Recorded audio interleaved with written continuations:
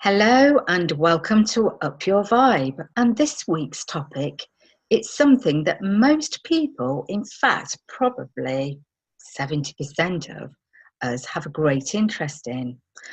And that is how we deal with our eating habits.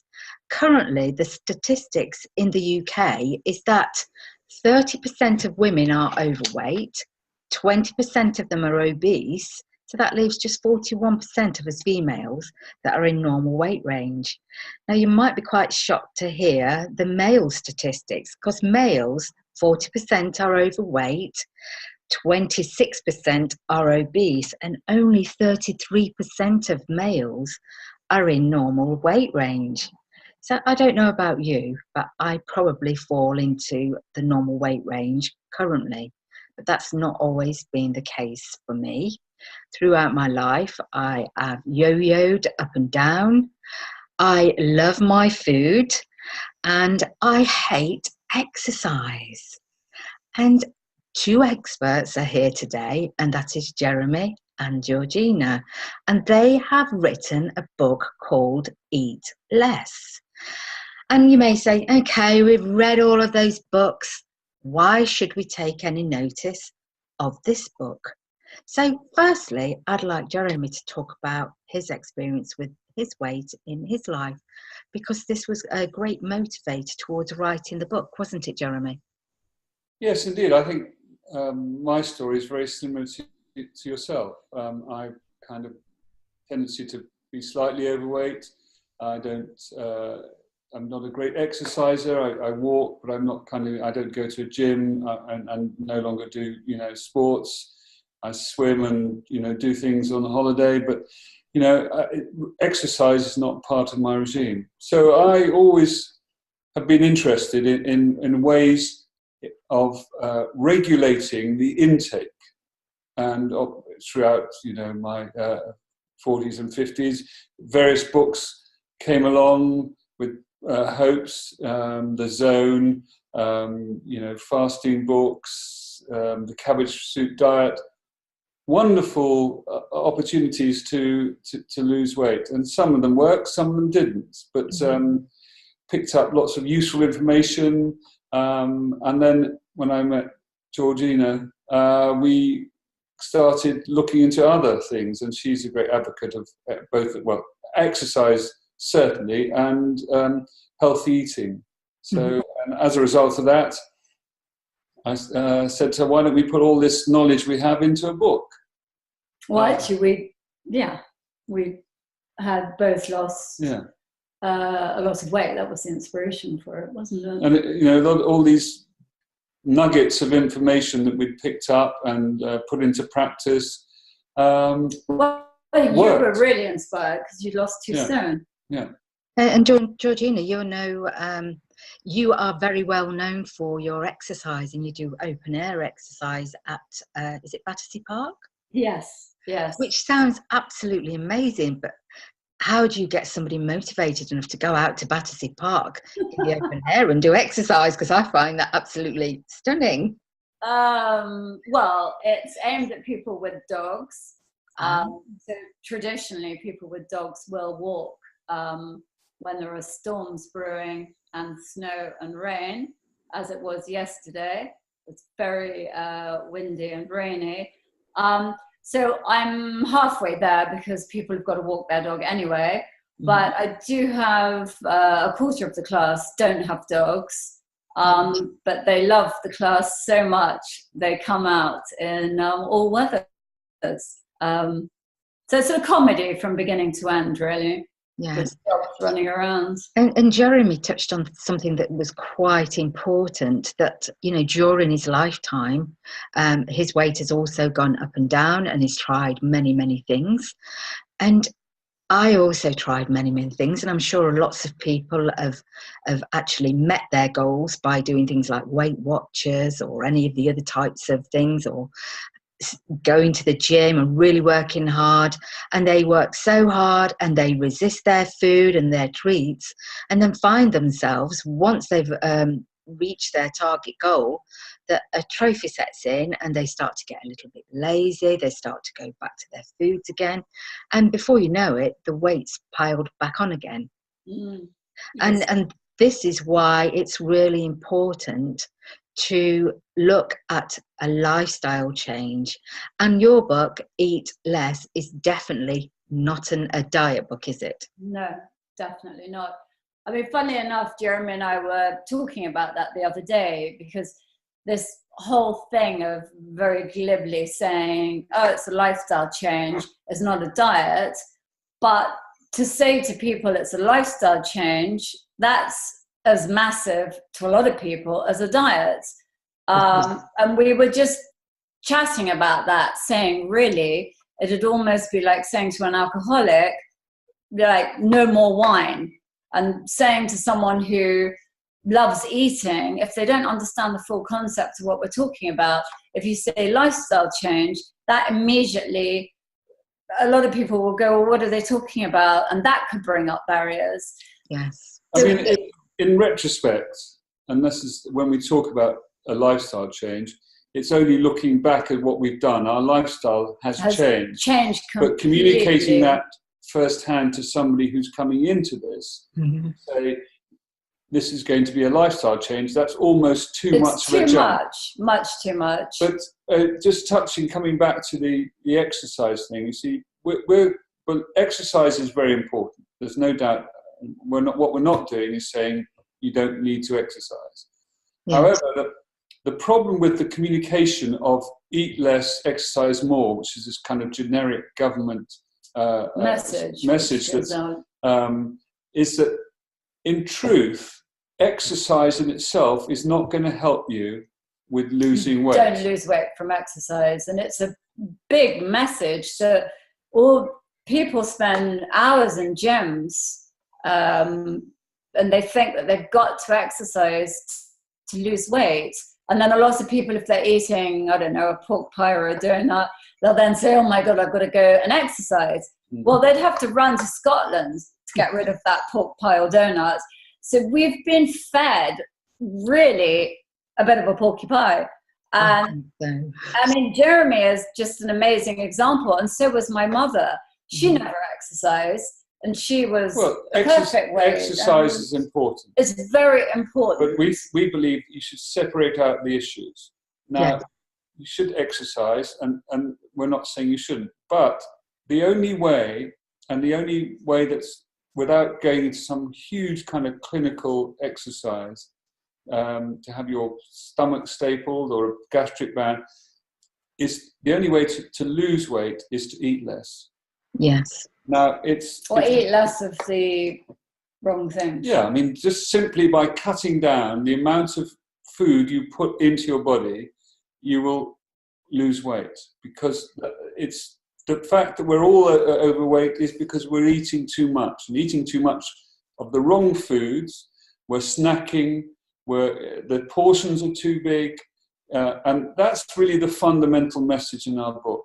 There are lots of secrets and bits of information that will help you eat the right food less often, and you will start to lose weight. Now, it's a very complicated issue, this, but as you've highlighted in your introduction, the amount of people, I mean, basically, over 50% of the UK population is either overweight or obese.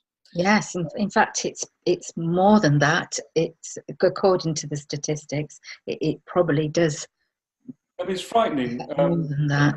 I know I listened to recent research about the NHS and patients within the NHS, as well as staff, and it actually said that up to 50% of patients and staff were either overweight or clinically obese. And this is quite alarming, because the NHS is of course massive. And, there are lots of illnesses that the NHS deals with, which, as we have no control of. Mm-hmm. We get, ill, and luckily the NHS, the wonderful NHS, is there to help us. But obesity and being overweight is something self-imposed.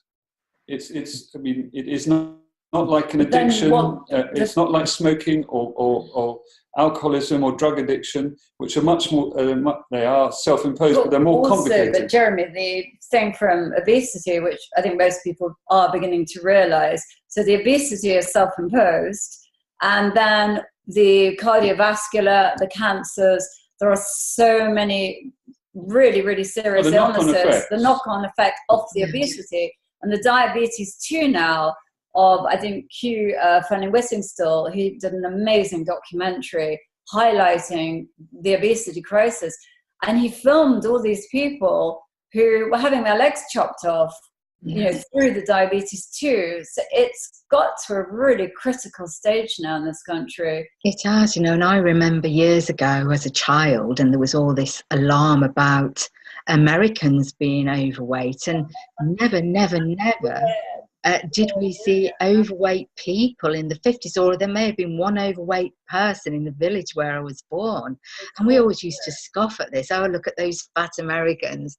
And here we are. Who would ever have believed that? But I think, Paula, what we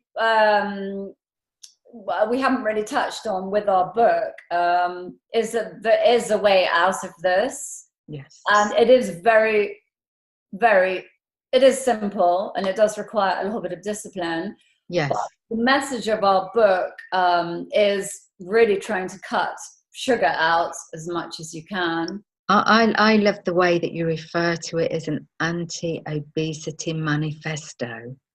Yes. That is really good. And of course, your book doesn't read like a diet book, and it gives you tips and nugget-size information that you can digest easily. And that is the key. You know, when you say to somebody all of a sudden, okay, you've got to give this up, you've got to give that up, you've got to start doing this, you've got to start doing that, instantly you've taken them out of their comfort zone, and they're going to switch off immediately. Exactly. Well, the diet is an interesting concept in itself, because it does two things which automatically kind of are doomed. One is it demonizes certain food groups or foods also. So you, by the very nature of saying don't eat that, or try your not, body just starts, I mean, I'm want sure to you crave know, it more. you start craving it. Yes, and nobody wants to. I think our whole philosophy is, like you, we love eating food. So the whole point of this is that you never ever feel restricted. That if you're at a party and you want a big fat slab of chocolate cake, you have it. Mm-hmm. And then you don't have all these food demons going on in your head going, well, you're going to have to work out for the next year with that. So what we're trying to do is really trying to help people also get rid of the food demons in their heads, the food voices, telling them what they can and can't do. So when people do have these food demons in the head, as you refer to, most people have them. Yes. Fat people. What tips can you give them to take that first step? It's basically taking control of your life. It is making a decision that you are going to change the way you eat. And a lot of people just eat fast food and they eat badly a lot of the time. So it is making that decision. It's making your mind up that you are going to change the way you eat. So very important. The first thing is to start cutting sugar out of your diet and becoming a bit of a food detective and being aware of where sugar is hidden. Because it is if you buy anything in a packet, it is going to have sugar in it.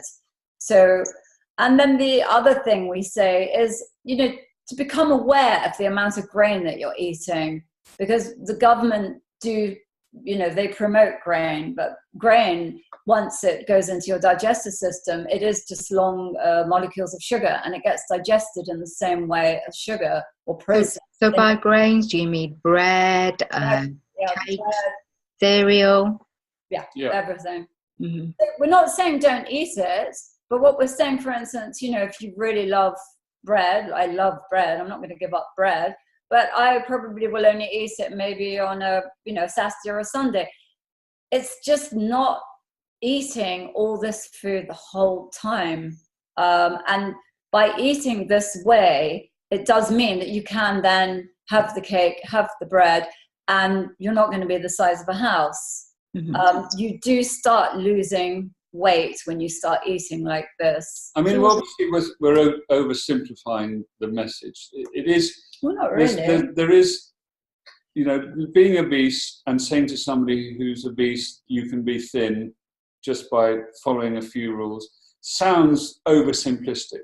Yes, but we have to be realistic. And it's, for some people, it's possible, because you do see people wonderfully lose weight and regain a healthy weight. It is possible. Quite a lot of people. It's been really, I actually run a weight loss business alongside my exercise business, and I see how people struggle. Even though I give them all the information, there are people who struggle. And the thing that Jeremy and I are just blown over by, so many people have bought our book without us helping them do it. And we've had so many emails and phone calls from wives actually saying, my husband bought your book and he's lost a stone, or he's lost a stone and a half in 6-7 weeks. And it seems to be a lot of men. They found something in the book, that has resonated. The way our book works is, as you know, it's full of these bits of information, and you can take a bit from here and a bit from there. And they've obviously read something in one part, and a bit of that's that. Totally and that has just, resonated. They've just gone, well, that's very easy, and it works. And I believe that's because it's non-prescriptive. Yeah. It's not saying to you, you have to do this in this way, you have to do that in another way. Once you've learned that technique, or if you've learned something, you find it very easy to implement. And that's lifestyle change. And then, it doesn't stop you going on holiday to Italy and eating masses of pasta and lovely Italian food and cheeses. The truth is, most things, if you're doing that all the time, if you're eating cake all the time and cereal and bread and lots of food with sugar, or food with grain, that's where it's going wrong. And snacking, and there's some fascinating facts. People think they're hungry, and in fact, they're very likely to be dehydrated. Exactly. Part of the brain that tells you you're hungry is also the part of the brain that tells you you're thirsty. And what I think we've come to do is we think we're hungry, so we eat. In fact, try a glass of water, because you could be dehydrated. And that's, there's things like that. If people put it down, not in a kind of tome of a scientific approach, but if they put it down in an amusing way, with just clarify that subject, that in itself could make a difference to a lot of people, because it's. We think we're hungry all the time. We're hungry because we snack. You see, snacking in between meals doesn't solve a problem. In fact, it creates a problem, makes you more hungry. Yes, I actually tried the 5-2 diet, having sensible food for 5 days and having 2 days off. And I did it for a week, and I found that horrendous, because there isn't any way on this earth that I was designed not to eat food for 2 solid days. And I appreciate that it is a good way of giving your organs a rest. But really, can people do that easily? Because I found it. So no, the other thing we were just going to get onto is that we really do advocate fasting. Mm-hmm. And that, with the title of Eat Less, once you start fasting, you are naturally eating less. Yes. So, and the other thing, I think the thing is with fasting, which a lot of people really don't appreciate, is that you've slept for 8 hours. So you fasted over those hours anyway. Yes. So you're literally skipping breakfast and lunch, and then you're having supper or dinner. That's one way of doing it. That's. And there are other people who then will just skip breakfast and have lunch. As I think the message we're trying to say, it is so important to give your digestive system a break. Absolutely. So that it can start, but not 2 days, please. You work out a way you do it. So, for instance, most people think they're eating 3 meals a day. I mean, that's 21 meals. Say you cut out 5 of those meals. you're putting 5 less amounts of calories into your body. So that has to have a benefit. If you then add the fact that if you can put in, half of those times you put in good food and no sugar, again, you're reducing the amount of food that's going to make you fat or obese. It's cutting down. There are, for instance, there's a wonderful fact that it takes 20 minutes for the stomach to tell the brain it's full. So in that 20 minutes, you keep eating. So that's when you get overfull. So the thing is to eat a smaller portion and stop early, and don't let yourself, your body, fool yourself into thinking that you need more food. So when you talked about fasting and maybe skipping breakfast, one of the things that some people believe, and I'm not sure which side of the fence I sit on right now, is that if you were to miss your breakfast, that your metabolic rate won't kick in until dinner time then. No, I mean, it has absolutely been scientifically proven now that to skip breakfast and actually to either do a fast walk or exercise on an empty stomach actually kickstarts your metabolic rate, and it is the best way to start losing weight. It helps your glycogen levels. So we very rarely eat, even if we're not fasting, we just don't eat breakfast anymore. So we can kick that myth out of the water then. It's all habit breaking, Paula. Yes. That is something I really, really realized. I used to think that I had to eat breakfast, lunch and dinner because that's what I've been brought up to do. Yeah. And I just thought I had to do that. And actually, when you realize you don't have to have breakfast, I think that you're right. It's quite liberating, to be honest with you. Lots of myths in this area, breakfast like a king, all that, But also I think it's from our parents, all our parents. Well, it's a lot of it's generations to do with, Dr. Kellogg's, the cereal manufacturer who invented, who very cleverly said breakfast is the main meal of the day. And of course, that's a product which now is full of grain and full of sugar. So, what's your thoughts on smoothies? When you say a smoothie, how would you? So if you were to have smoothie with maybe some greens in, cool greens, avocado, pears, kales, spinach, good protein. That's a very interesting question, because there are just different ways. If you're blending it, and then that is a kind of smoothie, and you've got all the fiber there, that is then going into your digestive system and causing a lot of work for your digestive system. We've looked into this a lot recently within the last year.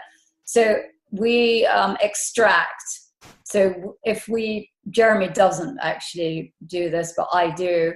I will sometimes in the morning, I will have maybe an avocado, kale, courgette, spinach, cucumber, but it will be extracted, so it's pure juice without the fiber. So it virtually bypasses your digestive system. So it's going straight to your cells.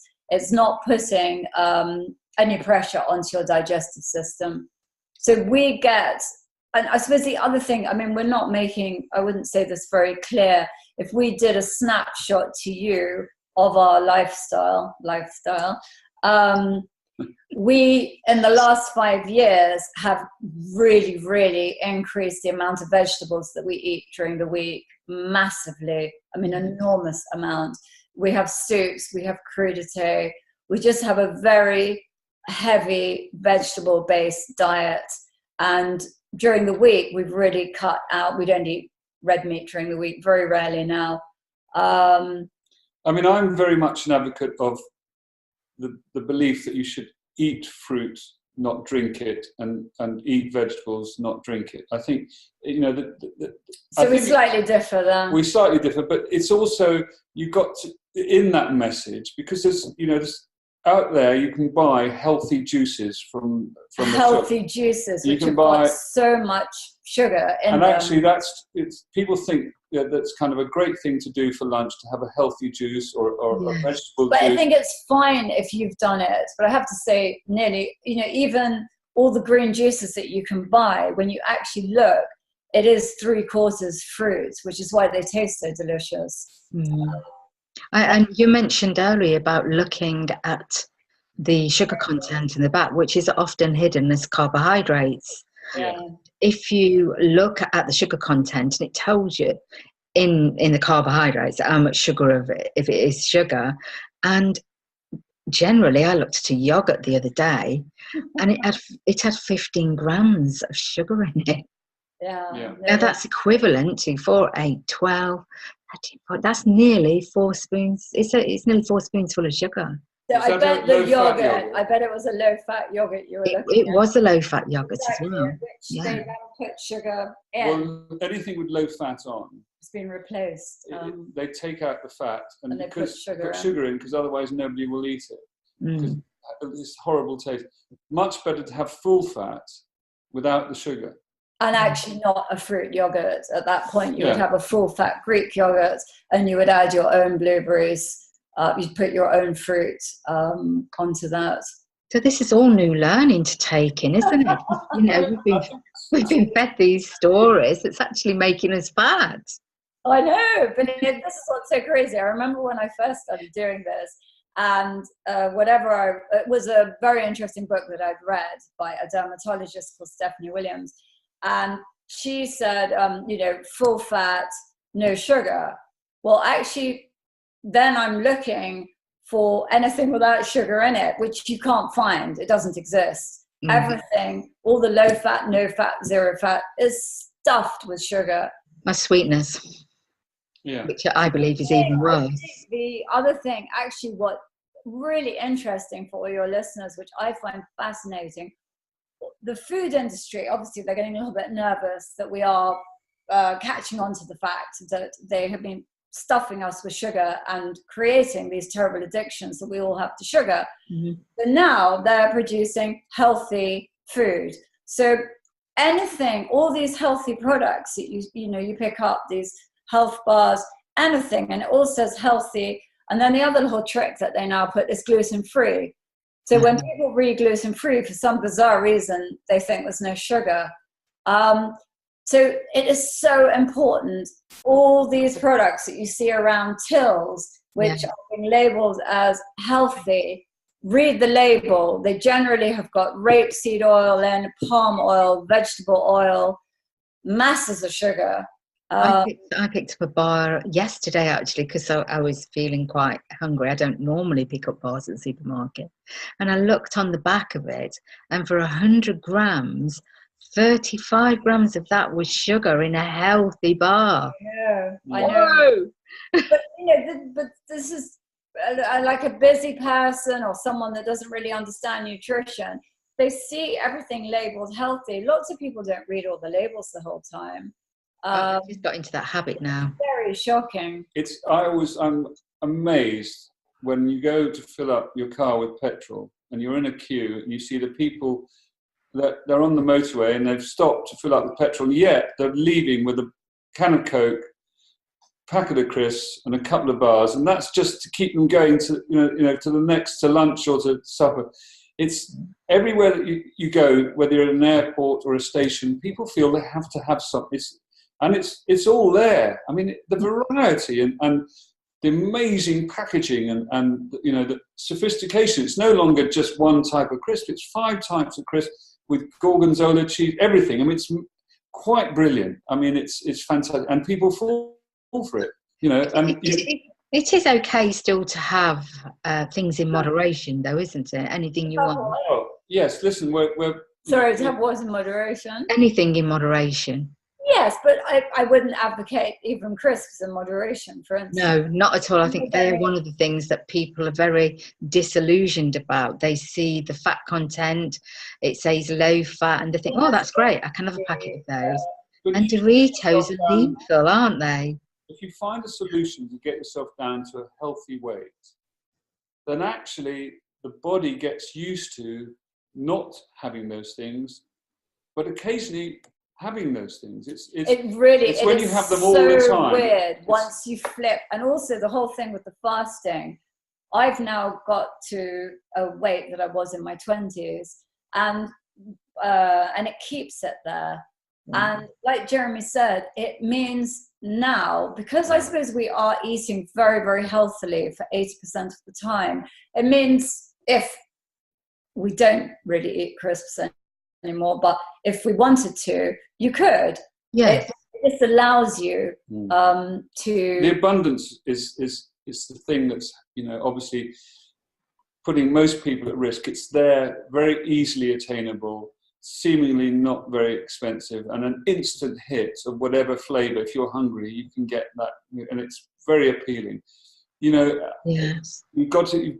But it's highly addictive. That's the problem. Come back to the NHS. Unless we learn new life lessons to change the way that we use food as to give us energy and to give us healthy lives, it's going to cause huge problems, and the NHS can't deal with them. I mean, they're having enough problem dealing with the basics, but there's hip replacements, there's knee joints. I mean, once you get into kind of obesity, it's the impact's huge. I do think, well, Jeremy and I both think this has to be taught in schools. It has. I mean, our son, who's 11, has grown up with us talking about this. So he totally understands. He understands more than most adults, but it's definitely down to education.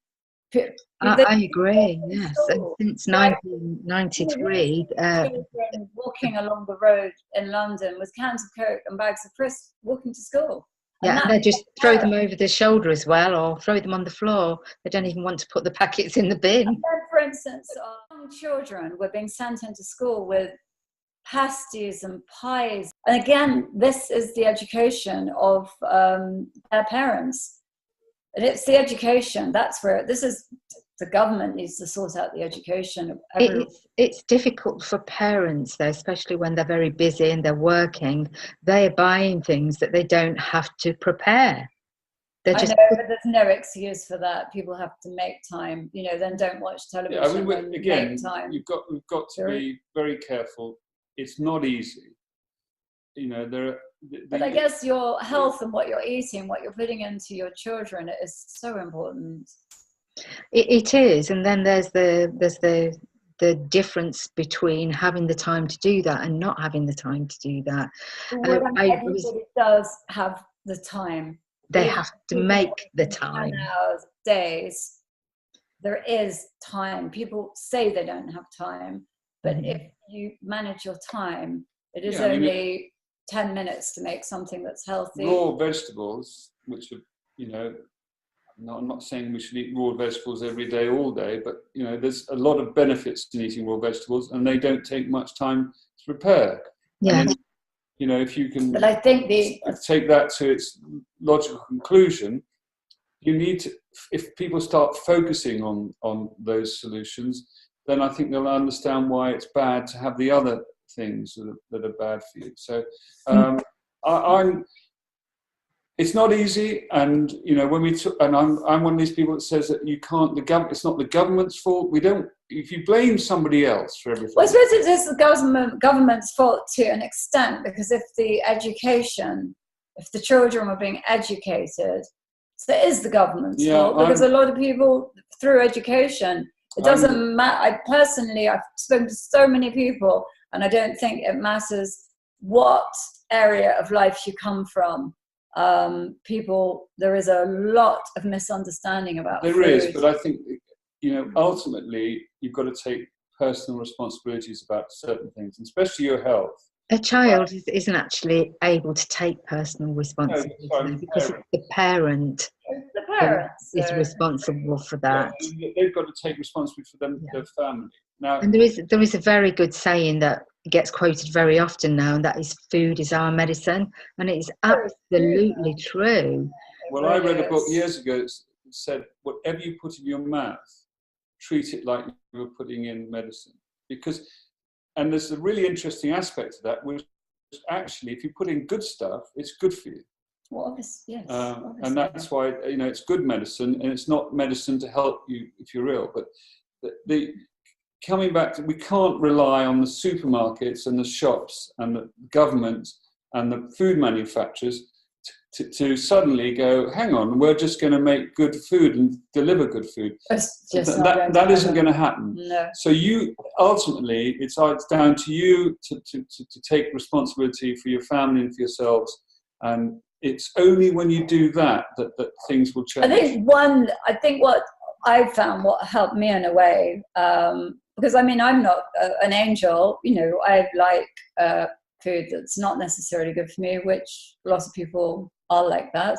So when I realized that 60% of our brain is made up of fat, and your body has to get the fat from somewhere, or has to get it from your body. So if you're putting into your body trans fat, you've basically got pork pies and, Jaffa cakes. That's what's going into your brain. So if you think about it that way, that's quite frightening, really. I wish you never told me that, because that's going to stick in my head now. So for me, what helped me change, when I read or heard things like that, I was so shocked. Yeah. That I had 60% of brain fat, 60% of brain, 60% of fat in my brain. I didn't know that. No. So if you think about the resource, so rather than avocado, nuts, olive oil, salmon, good fat going into your brain, if you imagine crisps and Jaffa cakes and pies up there, it's quite shocking. Other cakes are available. Yes. So the method that you are advocating, which is obviously your Eat Less book, the method in there, can that work for anybody, whether they're a child, a teenager, or an adult? Yes, I think with slight reservations. Obviously, if you have a clinical problem, then you should consult your doctor first, because just stopping eating or slowing down might not be suitable for you, and if you're pregnant, etc., etc. So, with reservation, the lessons you can learn from this book are such that, whatever your age, you can help yourself by reducing the amount of physical food you're eating. If you can cut down on portions, you can cut down on sugar, you can start eating more of the good stuff. Yes, so anybody definitely works for teenagers, because when our daughter was 16, she did it and lost a stone. She, had a bit of puppy fat that she wanted to lose. So why does your method work above other methods, do you think? Well, it's not a diet. Good question, Paula. It's not a diet. It's not a diet. That word diet, I hate that word. Guinea pigs, we've been doing it for the last 5 years, and we know it works. Yeah. I mean, we're not, let's just get something clearly understood. We're not going to remain thin, like, religiously for the rest of our life, because we do go on holiday and we do have a blowout, and we then come back. What do you mean you're not going to remain thin? No. I think we might have to cut this out. No, I am. What do you mean? No, but what we do is, it's not when we say this is an anti-obesity manifesto, it's not like we're kind of laying down the rule, you must not do this, you must not do that. So, like in the book, when we go on holiday, I mean, I'll eat bread every single day. I'll eat ice cream. There are times when we enjoy food. You've got to do what you've got to do. If you like, our personal message. But we have, because we know that it works, by coming back from holiday and saying, right, we're going to have a week or 2 weeks of our kind of, if you like, our regime. Well, no, we go back onto that the whole time, permanently, then back into it. But again, if we're going out for dinner during the week, we don't sort of sit looking at the menu trying to work out what's got no calories in it. No, you still have to have enjoyment in life, but you still also have to be consciously aware of what you're putting in your body and that effect on your body. Is it going to be your medicine, or is it going to make you ill? Well, so true. So I'm consciously aware that we're coming up on time at the moment, against time, and there is one quote that you particularly like, which is, where you place your attention is where you place our energy, or your energy. And that's Joe Dispenza. Yes, that's right. Why does this quote resonate with you? Because where you place your attention, where you place your energy, that is how you're going to get your results. And we are, of course, energetic beings. Exactly. So obviously, if you're placing your energy into your lifestyle and the way you're living, you're going to get results. Mm-hmm. And I guess it's sort of positive energy that you're putting into what you're doing. And it's also, food is your energy. It's not just your medicine. Food is your energy. Exactly. It's like putting 2-star petrol into a car and expecting it to perform as if you're putting 5-star petrol into a car. You're not going to get the same performance, are you? Absolutely not. So if there is one tip that you could give right now to somebody who's just thinking, okay, I know I'm overweight, I could even be obese, I really want to start somewhere, where would be the right place for these people to start? Why don't you go first? My first tip would be, and this is what we did, is to clear all sugar actually out of your house, and grain, because some people have obviously massive discipline, but I think it's really important not to have sugar and grain in your house. That's what I think. Could they replace temptation? Could they use stevia instead? Yes, you can use stevia. For instance, I was addicted to Diet Coke, and I've broken that addiction. Mm-hmm. I used to have coffee with sugar in it. I've broken that addiction. I know it's possible. Yes. To do that. So if someone listening now, I would go to my cupboard, I would physically throw it all out, get it out. And then I would start reducing the amount of sugar that I'm having. I would increase vegetables, nuts, fish, and then I would definitely start fasting once or twice a week. 6 things. I would definitely, the fasting, I think, is it's okay, just you've had amazing. Your turn. What's your top tip, Jeremy? Well, I have this belief that if you can get as much joy and look forward to not eating as much as you do to eating, that is the solution. If you can kind of grasp the concept of the benefits of not eating, by saying I'm really happy not to have breakfast, I'm not going to have lunch today. Yeah, I think you've got to embrace it. You've got to be excited about the fact you're not doing as much as you do looking forward to that meal when you go out to the restaurant and you want a big bowl of pasta. If you can just start eating less and enjoy eating less as much as eating. And it is about mindset, isn't it, as well? That's what I was going to say. If you skip breakfast and lunch, you just don't have a problem, because you know you're going to be eating in the evening. And you're happy that you haven't eaten. And you go, and you have so much energy. You feel amazing. Your skin improves, your energy. You do feel incredible. Really. So if someone would like to come to you for some support, where would they get hold of you? No, just through emailing is the best way. Mm-hmm. And then any questions, I'm more than happy to answer. Phone call. Well, if do you have a website? Yes, it's Georgina, JACKSON-SYTNER.com. So the email's there. Okay. I'm more than happy because I suppose the other reason we wrote the book is that when we started, it's quite an unsupported place to be, because you're not 100% sure of what the hell you're supposed to be doing, which is why we wrote the book. And I'm more than happy for people to contact me, and I will help them. More than happy. Would you offer them a free consultation? Yes, that's what I would do. I would do a free hour's consultation. Fabulous. Yeah. So I am going to make some links available for the listeners of that listen to the replay, and of course on YouTube and whatever other platforms. I will include all of those links, so there's no need for everybody to go grab a pen now and start trying to remember it, write it down. Everything will be available, and I've also put a link to Amazon. But your book is available at other places than Amazon? Yeah. Yes, it's Waterstones, Daunt, most bookshops, but I think I'm not 100% sure. You'll need to order it at some bookshops, but it's available. On Amazon, it's available. Okay. That's fabulous. Well, thank you so much for your time. It has been a great show. Thank you. And we'll speak soon. Yes, I am sure that some people are going to book comes out. Because we're working on a TV show at the moment. Oh, fabulous. And we have got...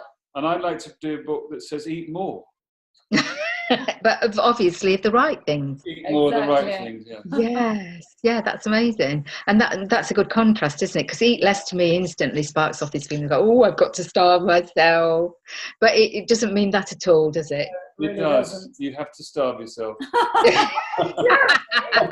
Oh, you are so cruel, Jeremy. No, not starve yourself, but the benefits of not eating are as good as eating. Do you know what? When your stomach goes back to its normal size that it should be anyway, you do automatically eat less. And I find as you come away from sweet things, you get used to eating less sweet things, and you don't crave them anymore anyway. Yeah, it's fascinating. No. It is. Your mind is extraordinary. Once it's accepted that I'm not going to eat chocolate every day, I'm not going to have all this fruit, which fruit itself is quite fattening, although you have it in the diet, it's high in sugar because it's energy.